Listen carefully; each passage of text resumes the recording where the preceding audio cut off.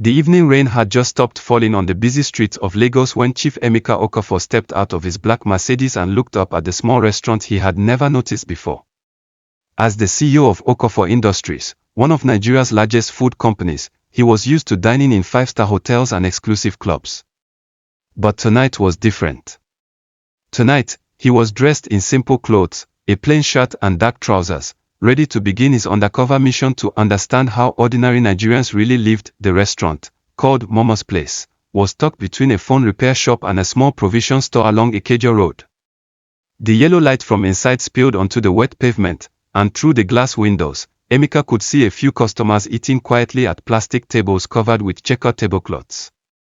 The smell of jollof rice, pepper soup, and fried plantain drifted out each time someone opened the door. Emeka had decided to go undercover after reading disturbing reports about poverty and hunger in Lagos. His company made millions of naira every month selling packaged foods to supermarkets and restaurants, but he realized he had lost touch with the struggles of everyday people. He wanted to see for himself how hard life really was for those who served his products but could barely afford to buy them. As he pushed open the glass door, a small bell chimed softly. The restaurant was warm and humid, filled with the quiet conversations of working people finishing their evening meals. Behind the counter stood a young woman who looked to be in her mid-20s. She had kind eyes and wore her hair in neat cornrows. Her name tag read Adoni. "Good evening, sir. Welcome to Momo's Place," she said with a genuine smile, wiping her hands on her apron. "What would you like to eat tonight?" Emeka studied the handwritten menu board hanging behind her. The prices were incredibly low. A plate of rice and stew cost only 800 naira, while a bottle of water was 50 naira. In the restaurants he usually visited, such a meal would cost at least 5,000 naira. "I will have jollof rice with chicken, please," he said, trying to speak more simply than usual. "Certainly, sir. Please find a seat anywhere you like. I will bring your food shortly." Emeka chose a table near the window where he could observe everything happening in the restaurant. As Adoni moved between tables, serving customers and cleaning up, he noticed how efficiently she worked. She remembered every order without writing anything down, refilled water glasses before customers asked, and always had a patient word for everyone who spoke to her. When she brought his food, the plate was generously filled with aromatic jollof rice, tender chicken, and fried plantain. The taste was surprisingly delicious, better than some expensive restaurants he had visited. "This rice is very good," he told Adoni as she cleared the neighboring table. "Thank you, sir. Mama Johnson, the owner, taught me her special recipe. She says food made with love always tastes better." Adoni smiled, but Emeka noticed she looked tired. There were dark circles under her eyes, and her movements had become slower as the evening progressed. As closing time approached, most customers had left. Emeka pretended to read a newspaper while observing Adoni as she cleaned the tables and swept the floor. That was when he noticed something that made his heart heavy. While clearing the tables, Adoni carefully collected the leftover bread rolls that customers had not finished. Instead of throwing them away, she wrapped them in tissue paper and quietly slipped them into a small bag she kept behind the counter. She looked around nervously as she did this, making sure no one was watching. Emeka felt confused and curious. Why would a restaurant employee steal leftover bread? Was she selling it elsewhere? Was she just greedy? He decided to follow her discreetly to find out what she was doing. After Adoni locked up the restaurant and said goodnight to Mama Johnson, she walked slowly down the street carrying her small bag and a worn leather purse. Emeka followed at a safe distance, staying in the shadows of shops and street vendors who were closing for the night. Adoni turned into a narrow alley between two apartment buildings. The area was poorly lit, with only one flickering street light casting strange shadows on the walls. Emeka carefully moved closer, hiding behind a parked motorcycle. What he saw next broke his heart completely. In a corner of the alley, under a large cardboard box that served as shelter, sat two small children. A boy who looked about 6 years old and a girl who could not have been more than 4.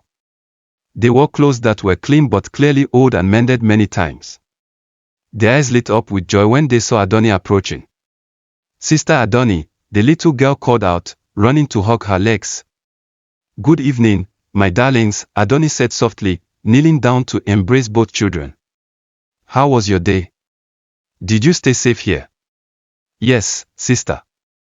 We played quietly like you taught us, the boy replied seriously, as if he understood the importance of not attracting attention. Emeka watched as Adoni opened her bag and brought out the wrapped bread rolls.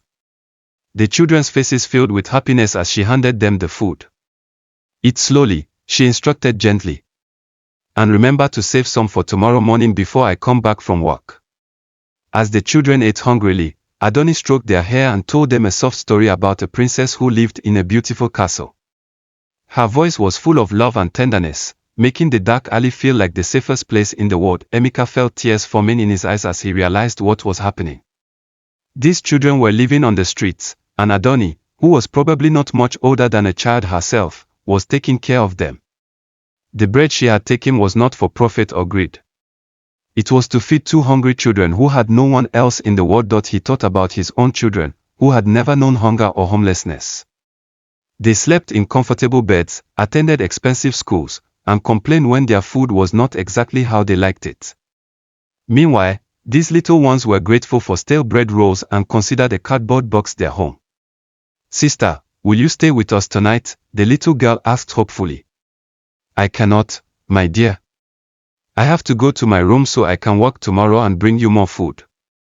But I will come back early in the morning before going to work, I promise." After making sure the children were settled safely, Adoni kissed their foreheads and walked away into the night. Emeka waited until she was gone, then approached the children slowly.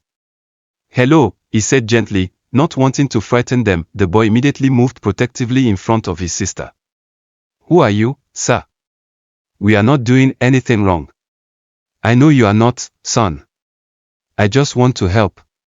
"What are your names?" "I am Kemi and this is my brother Tond," the girl said innocently, while Tond continued to watch Emeka suspiciously. "Where are your parents?" Emeka asked carefully. "They went to heaven," Kemi replied simply. "But Sister Adoni takes care of us now. She brings us food every day and tells us stories." Emeka's heart broke even further. These orphan children had found an angel in Adoni, who was sacrificing her own comfort to keep them alive. The next morning, Emeka returned to Mama's place, but this time he came as himself, Chief Emeka Okafor, CEO of Okafor Industries. He wore his usual expensive suit and arrived in his Mercedes with his driver and assistant. Mama Johnson, the restaurant owner, was shocked when such an important man entered her small establishment. Adoni, who was serving breakfast to early customers, froze when she recognized him from the night before. "Good morning," Emeka said to Mama Johnson. "I would like to speak with you and your employee Adoni about a business proposal." In Mama Johnson's small office behind the kitchen, Emeka explained everything. He told them about his undercover visit, about following Adoni, and about discovering the children. Adoni's eyes filled with tears of fear and embarrassment. "Sir, please do not report me to the police," she begged. "I know I should not have taken the bread, but Kemi and Tond have no one else. I will work extra hours to pay back the cost of the food." "My dear," Emeka said gently, "I am not here to punish you. I am here to help.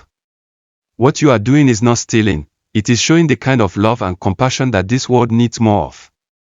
Emeka offered Adoni a job as a supervisor at his company's new community outreach program, with a salary 5 times what she was earning at the restaurant.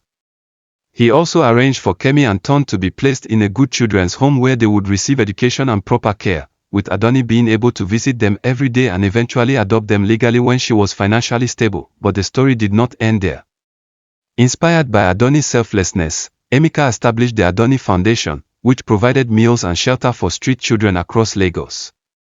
Momo's Place became the foundation's first partner restaurant, serving free meals to homeless children every evening. 6 months later, as Emeka watched Adoni reading bedtime stories to Kemi and Tond in their new home, he reflected on how one act of quiet heroism had changed not just their lives, but his own understanding of what it truly meant to be successful. Sometimes, the greatest wealth is found not in what we own, but in what we are willing to give away.